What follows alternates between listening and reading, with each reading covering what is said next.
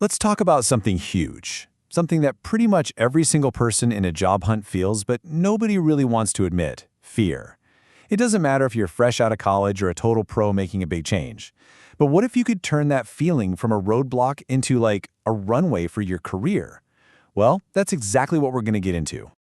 First off, let's just get this straight. Feeling scared is not a sign of weakness. Not at all. It's actually a sign you're doing something right. It means you're pushing your boundaries, stepping into something new. It's the price of admission for growth. And trust me, you are definitely not alone in feeling it. And this right here is the big idea we're digging into today. It's a massive mindset shift. Instead of trying to silence that fear, what if you actually listen to it? What if that nervous feeling in your gut is really a compass, pointing you exactly where you're about to grow the most? Look, this isn't just some feel-good theory. This is a super practical, actionable toolkit. We're about to break down 5 concrete steps you can start using, like today, to get a handle on that anxiety and use its energy to push you forward. Okay, so here's the game plan. We're going to name it, reframe it, anchor, visualize, and move. Each one builds on the last, creating this really powerful system to get your mindset right. So let's jump right in with the all-important first step. Okay, step 1, name the fear. You know, this sounds so simple, but it is incredibly profound. Think about it. You can't fight a shadow, right? It's all vague and scary. By giving your fear a name, you drag it out into the light where you can actually see it and deal with it. So you've got to ask yourself, what is it really? Is it the sting of a rejection email? Is it that little voice in your head, that imposter syndrome, telling you you're not good enough? Whatever it is, pull it out of the shadows. Get specific. Actually say it out loud. And there's some real psychology behind this. See, when a fear is just this vague, anxious feeling, it feels enormous, right? Totally overwhelming. But the second you name it, like, I'm terrified I'll freeze up on a technical question, bam, it's not a monster anymore. It's just a problem. And problems have solutions. Okay, so once you've named it, we can move on to step 2, which is where things get really interesting. This is where we reframe. This is all about changing the story you tell yourself, shifting from a story of, oh no, this is a threat, to, hey, maybe this is an opportunity. Just look at this simple switch right here. What if I fail? Where does that question lead? Nowhere good. It just paralyzes you. But flip that to, what if I learn? And suddenly the whole world opens up. It's the exact same situation, but the lens you're seeing it through changes everything.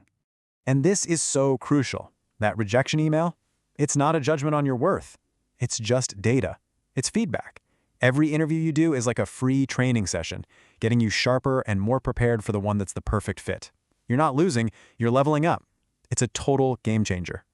All right, step 3, anchor your confidence. Now, this is a really cool psychological trick you can use to basically summon confidence on demand, especially in those high-stakes moments right before an interview. Here's exactly how you do it. Just close your eyes for a second, and I want you to really go back in your mind to a time you felt awesome, a time you were proud, capable, totally in the zone. And right at the peak of that feeling, I want you to press your thumb and index finger together, firmly. What you're doing is creating a physical trigger for that feeling of confidence. And that little move, that's your anchor. It's like your secret weapon. Right before you walk into an interview, or just before you click join on that video call, press those fingers together. Your brain has now linked that action to that feeling of confidence, giving you this instant shot of self-belief right when you need it most. Okay, moving on to step 4, visualize success. Pro athletes do this all the time, and for a very good reason. Because here's the wild thing. Your brain has a really hard time telling the difference between something you vividly imagine and something that's actually happening. You can totally use this to your advantage. So seriously, take a few minutes. Don't just think about doing well in the interview. I want you to experience it in your mind. See yourself answering those tough questions with confidence. Hear the clarity in your own voice. Imagine the hiring manager smiling. Feel that wave of pride and relief as you read the offer letter. And the reason this isn't just wishful thinking is simple.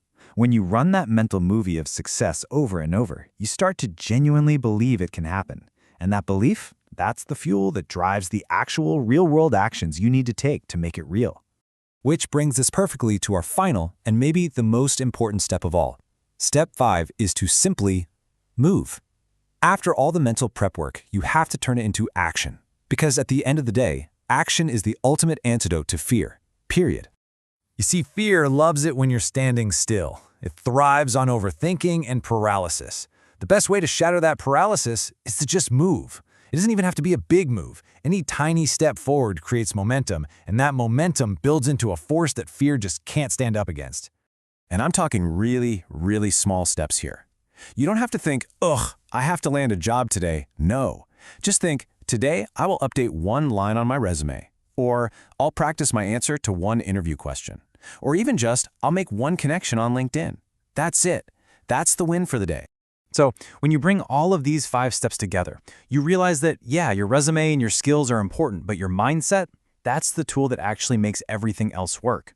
And it's not something you're just born with. It's a muscle. You can train it, you can trust it, and you can let it lead you forward. And I really want this to sink in. The goal here has never been to get rid of fear. That's impossible, and probably not even healthy. The goal is to feel that fear, nod at it, and say, okay, you can come along for the ride, but you are not driving.